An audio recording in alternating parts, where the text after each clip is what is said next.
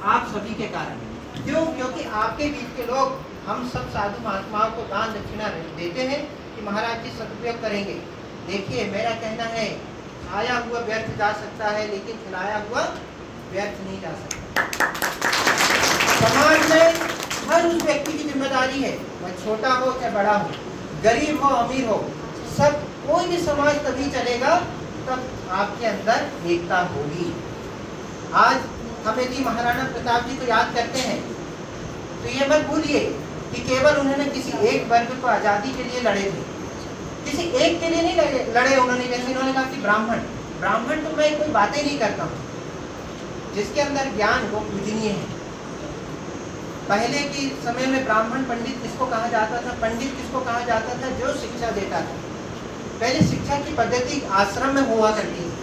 4 पुत्र हुआ करते थे तो एक देश के लिए दिया जाता था, एक आश्रम में दिया जाता था। 2 पुत्र अपने माता पिता अपने पास रखते थे। किस लिए? क्योंकि संसार को हमें चलाना है। संसार को चलाना है तो वो नियम को हमें लागू करना पड़ेगा।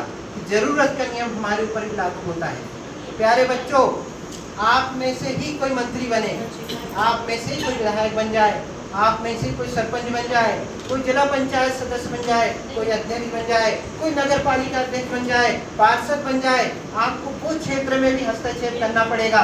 बोलो, करोगे? अरे हाँ बोलो भाई, डरना क्या है? हमें संकल्प लेना है। हम हर क्षेत्र में अपने आप को स्थापित करने के लिए, हमारे समाज को स्थापित करने के लिए, आगे बढ़ाने के लिए यदि किसी की जिम्मेदारी बनती है तो आने वाली जो नई पीढ़ी की जिम्मेदारी है। हमारे माता पिताओं ने खेती, जो पहले के जो हमारे संसाधन थे, उससे हमारा लालन पोषण कर दिया, लेकिन अब हम उससे हमारा काम नहीं चलेगा। आप देखिए, पहले एक घर में 4 सदस्य थे, माता पिता के पास 10 एकड़ जमीन थी, 4 बच्चों को बांट दिए, 2.5 एकड़ आई। एक बहू और बेटा हुआ, उसके अब 2 बच्चे हो गए हैं। अब 2.5 एकड़ कितने में बटेगी? फिर उसके कितने बच्चे होंगे और वो भूमि कितने में बटेगी? कहाँ संसाधन बचेंगे? क्या बचेंगे संसाधन? और आपको केवल जरूरत के नियम पे जब वो आएंगे, और कोई भी, मैं किसी एक पार्टी की बात नहीं करता हूँ, कोई भी आएगा और जरूरत के नियम में आपको फंसाकर चला जाएगा कि भैया मनहर जी, आप अपने समाज के लोगों को हमसे वोट दिलाओ, हम आपके काम करेंगे। जब बाद में आपकी बिटिया के लिए आप वहाँ जाने वाले हो कोई एक आवेदन लेकर, तो वो कहेंगे अरे मनहर जी, ये बहुत बड़ा समस्या वाला काम है, ये हो ही नहीं सकता। इसलिए वो कहेंगे क्योंकि आप जरूरत के नियम में बंधे हुए हैं। आपको अपने आप को मुक्त करना होगा।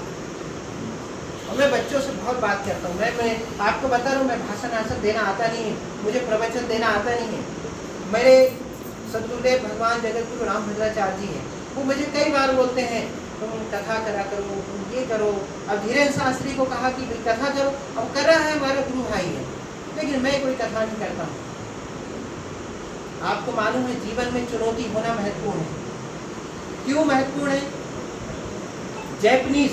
जापानियों को ताजी मछली खाने का बड़ा शौक है। एक मछली का नाम मुझे नहीं मालूम, ये पढ़े लिखे मुझे नहीं मालूम, इनको पता होगा। एक मछली होती है, आपने पढ़े कि जापान में बहुत प्रसिद्ध एक मछली होती है, जिसका टेस्ट उनको बहुत पसंद है जापानियों को। उसके लिए वो कुछ भी करने के लिए तैयार है, और उस मछली के लिए वो पागल है।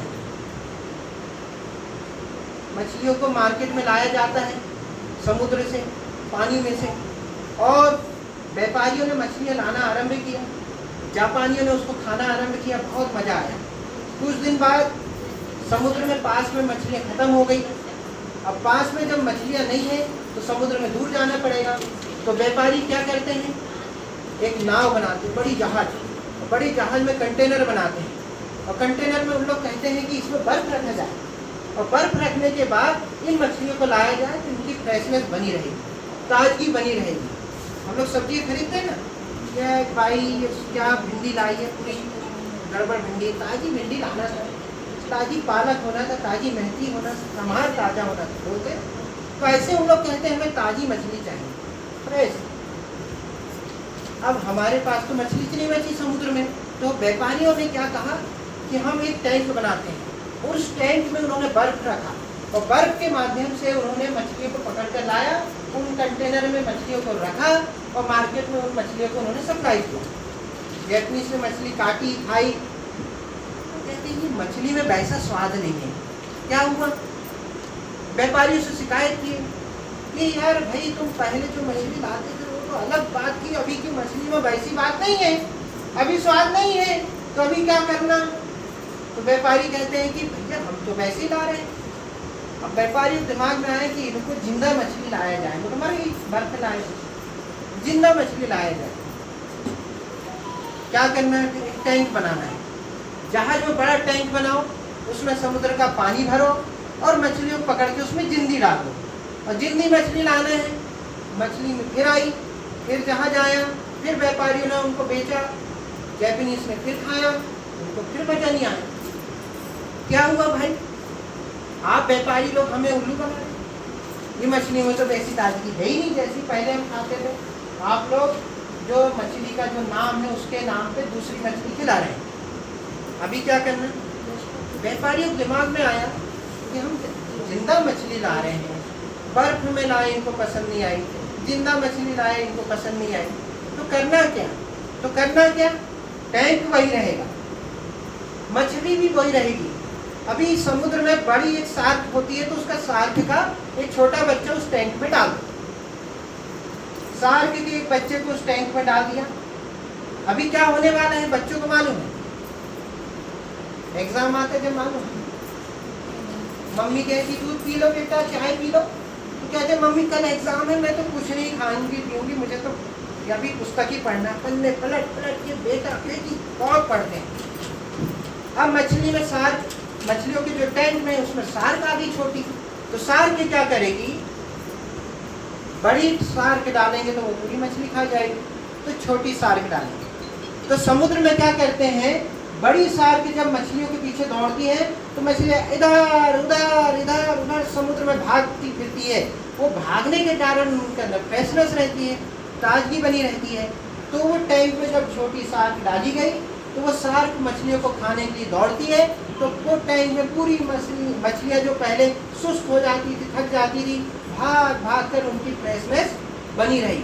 और जब जापानीज ने वो मछली खाई तो जापानीज ने कहा इसमें वही स्वाद है जो पहले मछली हमें मिलती थी। कारण उसके जीवन में चुनौती आई, वो मछलियाँ थक गई थी, उनके जीवन में चुनौती आई तो फ्रेशनेस बनी रही। जब तक आपके जीवन में चुनौती नहीं आएगी, फ्रेशनेस बिल्कुल आने वाली नहीं है।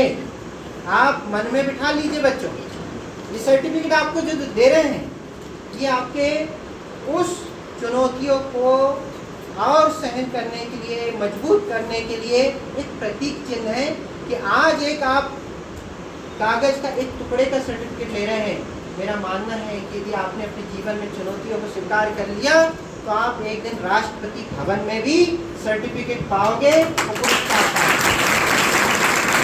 आपको अपने जीवन में चुनौती को देना पड़ेगा। चुनौती मिलती नहीं है तो चुनौती बनाना पड़ेगा। एक कमरे में कोई चीज़ रख दो और उसको बोलो कि भैया एक भैया बिठा दो, बेटा तुम यहीं बैठे रहना, उसके हाथ पे कुर्सी से बांध दो और एक सामान रख दो, दो सामान रख दो, तीन सामान रख दो, गिरेगा ही नहीं, ना वो व्यक्ति हटने वाला। और हम जब कक्ष में जाएंगे उस कमरे में तो साफ सफाई वैसी बनी रहेगी। क्यों? क्योंकि ना वो हिला, ना कुछ सामान टूटा। अब एक यदि कोई काम वाली बाई हमारी आ जाए, वो बर्तन मांजेगी, कुछ वो झाड़ू करेगी, कुछ करेगी, कुछ सामान गिर गया, कुछ टूट गया, फूट गया, क्योंकि उसने काम की, इसके कारण उससे गलतियाँ हुई है। इसलिए आपके जीवन में जब कुछ काम करोगे तो गलतियाँ होना स्वाभाविक है। और जब कुछ करेगा ही नहीं कुछ तो गलतियाँ कैसे हो जाएगी? हो सकता है कि मेरी बात आज ऐसे बच्चों से हो रही जो कल की डेट में कलेक्टर हो और मैं कहीं का और बड़ा संत हूँ, वो कलेक्टर बन के आ जाए। वो बिटिया कहे कि स्वामी अजय रामदास जी आप खरगोन में आए थे जब सर्टिफिकेट आपने लिए हैं। मैं चाहता हूँ कि आप में से कोई कलेक्टर बने, पर ये भी चाहता हूँ कि कोई एक मंत्री भी बने, कोई एक विधायक भी बने। मैं ये भी चाहता हूँ हर क्षेत्र में हमारा वर्चस्व होना चाहिए। होना चाहिए या नहीं? अब हाँ बोलो। हाँ। अरे ताकत से बोलो। हाँ। भूख लग गई तो भी बोलो। हाँ। नहीं लगी तो भी बोलो। हाँ। बोलो सियावर रामचंद्र की जय। और कलयुग में जो साक्षात भगवान है हनुमान जी महाराज, बोलो हनुमान जी महाराज की किसी को गुरु मत बनाना, एक ही काम करना। हनुमान जी महाराज अष्ट सिद्धि नवनिधि के दाता है। बोलो मेरे साथ, अष्ट सिद्धि नवनिधि के दाता, ऐश्वर्य दीन जाने की। तो अष्ट सिद्धि नवनिधि किसके पास है कलयुग में? तो किसी को क्यों गुरु बनाना? सही है, गुरु मान लीजिए हनुमान जी महाराज को, और मंगलवार को 1 महीने में एक बार सही एक मीठा पान चढ़ाकर आना। भगवान हनुमान जी ऋणी हो जाएंगे और आपका काम सफल करेंगे। ये साधु की मैंने एक आपको अंतिम में 2 सेकंड में एक उपाय बता दिया। बोलो श्री रामचंद्र की, महाराणा प्रताप की, सभी बच्चों की, सभी बच्चों के माता पिता की, और जो ये कार्यक्रम करा रहे हैं उनकी भी, और जो नहीं करा रहे हैं उनकी भी, और पूरे समाज की।